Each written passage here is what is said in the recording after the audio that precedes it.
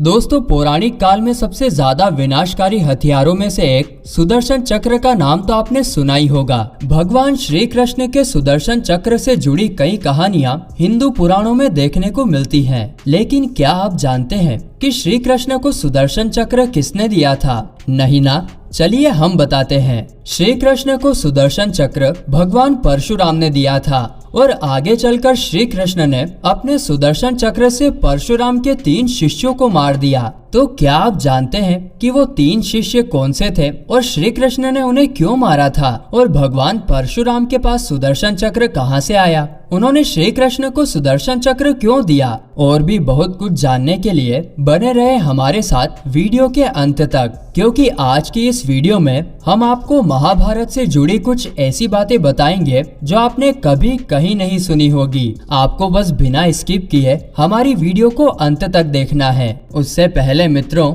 अगर आप श्री कृष्ण जी के भक्त हैं तो हमारे चैनल को सब्सक्राइब और वीडियो को लाइक जरूर करें, क्योंकि आगे ऐसी कई जानकारियां हम आपको वीडियो के जरिए देते रहेंगे। और हाँ, कमेंट बॉक्स में जय श्री कृष्णा लिखना भी बिल्कुल ना भूलें। मित्रों, सबसे पहले हम आपको बताते हैं कि सुदर्शन चक्र का निर्माण क्यों, कब और किसके लिए हुआ था और वो कैसे श्री कृष्ण के पास में आया। मित्रों, भगवान कृष्ण से पहले सुदर्शन चक्र भगवान विष्णु के पास था और पुराणों के अनुसार कृष्ण भगवान विष्णु के 8वें अवतार थे। भगवान विष्णु के पास से ही ये चक्र श्री कृष्ण के पास पहुंचा था। लेकिन इस चक्र का निर्माण भगवान विष्णु ने नहीं बल्कि भगवान शिव ने किया था। इसके निर्माण के बाद शिव ने यह चक्र भगवान विष्णु को दिया था। दरअसल एक बार जब स्वर्ग लोक में दैत्यों का अत्याचार बहुत बढ़ गया, तब सभी देवी देवता श्री हरि विष्णु के पास गए और फिर भगवान विष्णु ने कैलाश पर्वत पर जाकर भगवान शिव की विधि पूर्वक आराधना की। वे 1000 नामों से शिव की भक्ति करने लगे।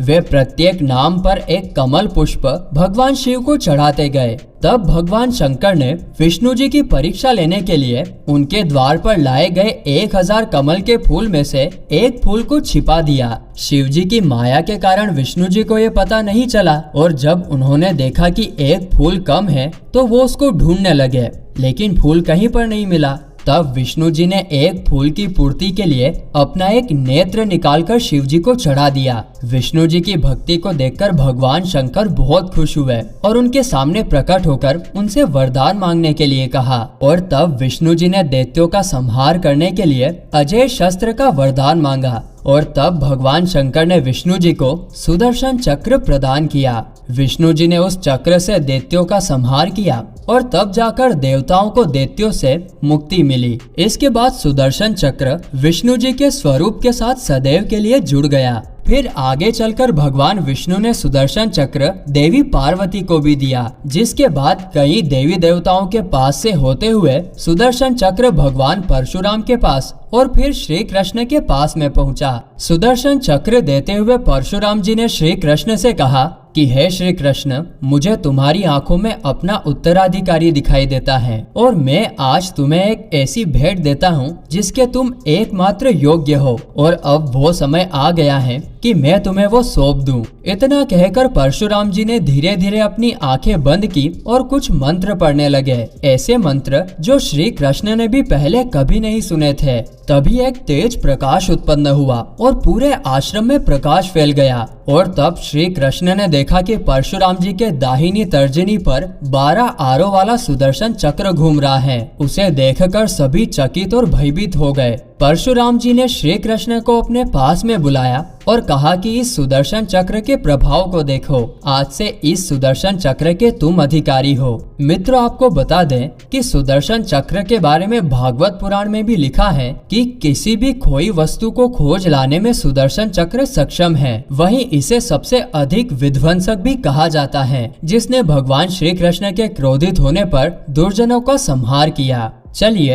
अब हम आपको बताते हैं कि श्री कृष्ण ने परशुराम के किन 3 शिष्यों को सुदर्शन चक्र से मारा था। लेकिन उससे पहले आप ये जान लीजिए कि परशुराम के वो 3 शिष्य कौन कौन से थे। दोस्तों, भगवान परशुराम के सबसे पहले शिष्य थे भीष्म पितामह, जिनको उन्होंने अजय होने का वरदान दिया था।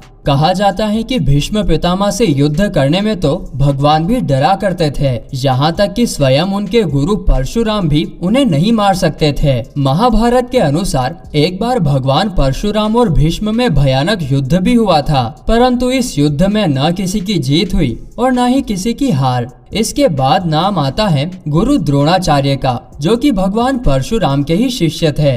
इसके अलावा अंगराज कर्ण ने भी परशुराम जी को अपना गुरु माना था और उनसे ही अस्त्र शस्त्र की शिक्षा प्राप्त की थी। परशुराम जी के ये तीनों शिष्य महाभारत के युद्ध में कौरवों की तरफ से खड़े हुए थे और तीनों ही अपनी अपनी बारी से कौरवों की सेना के सेनापति भी बने थे। चलिए अब हम आपको बताएंगे कि महाभारत युद्ध के समय श्री कृष्ण ने सुदर्शन चक्र क्यों उठाया था और वह सुदर्शन चक्र उठाने के बाद किस पर चलाया था। दोस्तों, महाभारत के युद्ध की शुरुआत में कौरवों ने ऐसा युद्ध किया कि पांडवों की सेना के पैरों तले जमीन खिसक गई। पांडव सेना में तो पूरी तरीके से भगदड़ मच गई। भीष्म पितामह ने अपने बाणों की ऐसी तेज वर्षा की जिससे पूरी पांडव सेना बिखर गई। पांडव सेना का ऐसा हाल देख श्री कृष्ण ने अर्जुन से कहा कि अगर तुम इसी तरीके से युद्ध लड़ोगे तो अपने साथ साथ पूरी पांडव सेना के प्राणों से भी हाथ धो बैठोगे, और इसीलिए तुम अपने मोह को दूर करो और बिना किसी संकोच के युद्ध लड़ो। तब अर्जुन बोले कि हे केशव, आप मेरा रथ पितामह के रथ के समीप ले जाएं। और तब श्री कृष्ण रथ को हंसते हुए भीष्म पितामह के पास ले गए। अर्जुन ने अपने बाणों से भीष्म पितामह का धनुष भी काट दिया, लेकिन पितामह दूसरा धनुष लेकर फिर से युद्ध करने लगे और श्री कृष्ण और अर्जुन के ऊपर बाणों की वर्षा कर दी। थोड़ी देर बाद पांडव सेना के सभी प्रधान राजा भाग गए और अर्जुन भी युद्ध में ठंडे पड़ने लगे। तब श्री कृष्ण ने कहा कि अब मैं स्वयं अपना चक्र उठाकर भीष्म पितामह और गुरु द्रोण के प्राण ले लूंगा और पूरी कौरव सेना का वध करके युधिष्ठिर को राजा बना दूंगा। इतना कहकर श्री कृष्ण ने घोड़े की लगाम छोड़ दी और सुदर्शन चक्र लेकर रथ से कूद गए। क्रोध में आकर श्री कृष्ण बहुत तेजी से पितामह भीष्म की ओर बढ़ रहे थे। उनके पैरों की धमक से धरती कांप रही थी और वो हाथ में चक्र उठाकर बहुत तेजी से चल रहे थे। श्री कृष्ण को क्रोध में देखकर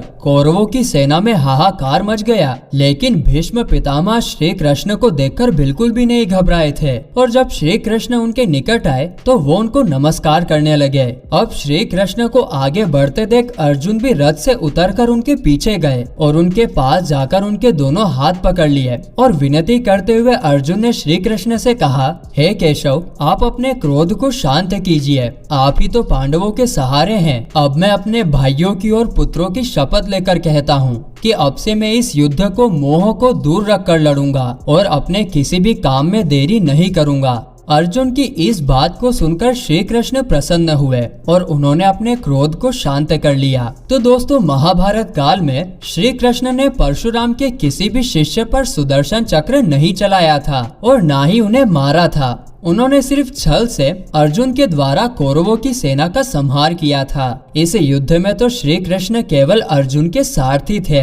महाभारत के युद्ध में भगवान श्री कृष्ण ने शस्त्र नहीं उठाए थे, क्योंकि वो जानते थे कि अगर उन्होंने शस्त्र उठा लिया तो उनके सामने कोई भी योद्धा टिक नहीं पाएगा और कौरवों की सेना तो पल भर में ही समाप्त हो जाएगी। श्री कृष्ण के पास सुदर्शन चक्र था और सुदर्शन चक्र एक ऐसा अचूक अस्त्र था जिसे छोड़ने के बाद वो लक्ष्य का पीछा करता था और उसका काम तमाम करके ही वापस लौट के आता था। मित्रों, आज के लिए बस इतना ही। अगर आपको वीडियो पसंद आया हो तो वीडियो को लाइक करें। इसके अलावा आप अगला वीडियो किस विषय पर देखना पसंद करेंगे ये भी आप हमें कमेंट करके बता सकते हैं। इस वीडियो में हमसे कोई गलती हुई हो तो माफ करें और उसमें सुधार करें। हमारे साथ वीडियो के अंत तक बने रहने के लिए आपका धन्यवाद।